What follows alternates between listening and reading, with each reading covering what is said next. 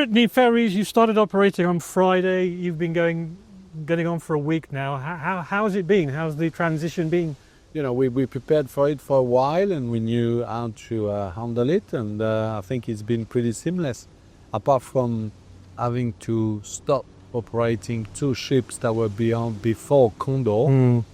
Other than that, it was just a change of schedule for the Liberation and the Islander, for the Voyager and the Islander.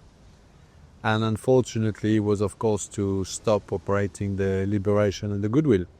But other than that, seamless in that sense that it went fine. And when we spoke briefly last week, you mentioned the booking numbers were good from France. Have you had a chance to look at the booking numbers from England at the moment? And I think one of the important things we start seeing also, the islanders, our people in Guernsey, are starting to book, and we are catching up on that, and it's very good. And one of the it's very pleasing. We're looking forward to a good season 25, bringing quite a few French people to Guernsey, of course, because the schedules are very good for French people, but they're also good, I guess, to go to the UK. So, very, very, very pleased of being in that new era of serving Guernsey. What about inter-island? You've got 1 sailing a week between Guernsey and Jersey in return. Has that been fairly popular? Yes, there's a lot of demand. I think people would want more, but we were asked by the state of Guernsey to provide 1 a week, which we're doing. I think the understanding was that Jersey and the FDS would provide another one. Is yet to be decided, and as you can imagine, this is not my decision.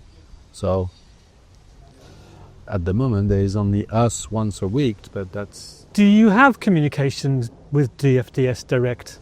No. You don't discuss these kinds of things to say whether or not if they are going to provide a service, so you don't know if they're thinking we about have common meetings, but I'm not sure exactly.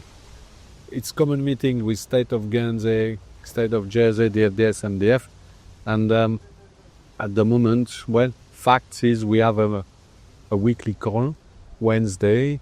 They don't yet, but I'm sure they will soon enough decide when and how they do it. Well, I'd like to move on now, because you mentioned that you've now got 2 ships on the route. Right. You've got the Voyager, I think is 25, and you've got the Islander, which is 20. Are you confident that they've got the resilience to sort of last into the next 5-10 years? Yes. I mean, what is the lifespan like on ships of this kind? It depends on how well you maintain them, first and foremost. 2, it depends also on how you operate them. And 3, of course, there's a timeline for everything. And we are anyway committed to State of Guernsey to look at renewing or replacing the the Voyager in the next 3 to 4 years.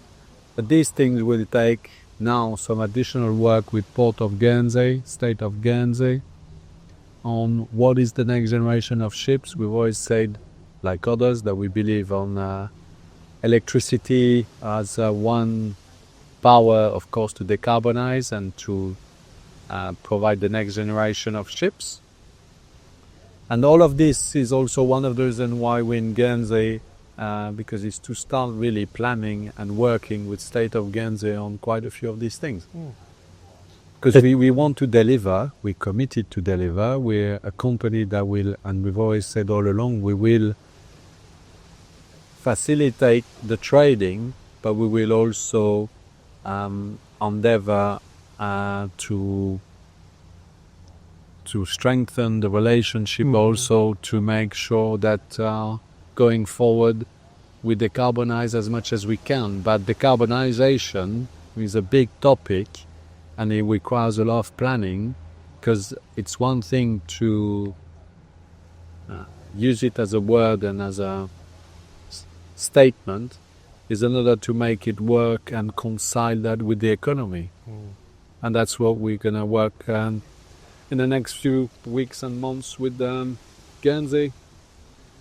But we are very committed of doing it. So you're looking at perhaps changing the Voyager Islander in the next 10 years, Islander, more like 10 years. No, another 10 years, right. And so you've got a meeting today, you've had economic development at lunch. I mean, what is that a regular event? Well, it's the first because we're starting and we came with a Brittany delegation because we want, at the invitation of Guernsey, because I think there is a strong willingness, strong appetite in Guernsey and in Brittany to create a lot of bridges, a lot of relationship. We, Brittany Ferries, are there to facilitate that. We are going to be at the beginning, because we are that French local company, we have a lot of connection, political, economical in Brittany. We're going to help creating those bridges, as we've always said. And of course, then hopefully people will connect. But beside the economy, we also talked a lot this morning in the first meeting we had about cultural bridge, art, using art, but also Victor Hugo is a big topic that we can capitalize on, not just on Victor Hugo, but the proximity, even with some other French cultural aspects, where we can bridge with Guernsey to put together some tour, some program. There's plenty of ideas, and it's fascinating to see at this very early stage all the ideas that come up between the Brittany people and the Guernsey people. And we are there to facilitate, we are there to accompany. Whenever people will have idea, if we can assist by putting more frequency, more capacity. There are so many things, because like we've always said all along, we are there to serve the territories, and especially so when it's an island. And that's what I find fascinating for us in Brittany Ferries, because the first time we're going to serve an island, and we've understood the specificity of the island. An island is different than Ireland, France, Spain, or the UK. It's an island, and it relies an awful lot on the dynamism of its ferry operator, and we are hoping to provide quite a lot of opportunities also for Guernsey, but listening also to the state of Guernsey and different stakeholders on the island to bring new ideas and new bridges to France.